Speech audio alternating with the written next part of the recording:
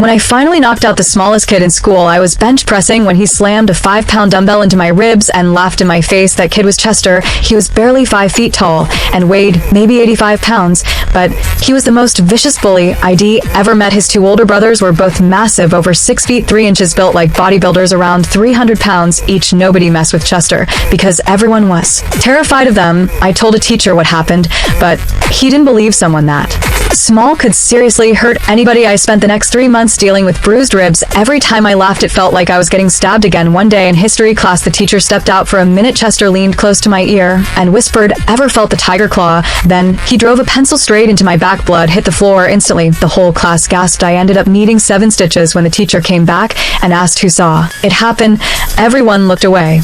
Chester just smirked. He loved the control he had over people. Later during gym class, he smashed a bat into my leg hard enough to leave me limping for a month. Even now, my knee still aches when it rains. I stopped telling people. I knew I had to handle it myself. So I started boxing 5 days a week for 6 straight months. At first, I got destroyed in sparring, bloody noses, black eyes, constant pain. But eventually, I got good enough to earn respect. I remembered every single thing Chester had done to me. The only thing stopping me was my college scholarship. I couldn't risk losing it, so I kept my head down and waited until the very last day of the semester. Then I walked right up to him and said, "Hey, Chester, ever felt the tiger claw?" He looked confused. Before he could react, I threw the hardest punch I had and dropped him cold. He hit the floor unconscious. His smug grin on his face wrecked the whole room. Went silent. Then his 2 giant brothers pushed through the crowd and stared me down. I looked straight at them and said, "Maybe both of you can take me down, but I promise one of you is going with me." They froze. Nobody had ever stood up to them before. They looked at each other, then turned around and walked away. After that fight, Chester was seriously injured, broken bones, months on liquid food.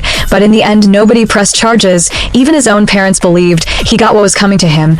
And honestly, every time I think back to that day, it still feels satisfying.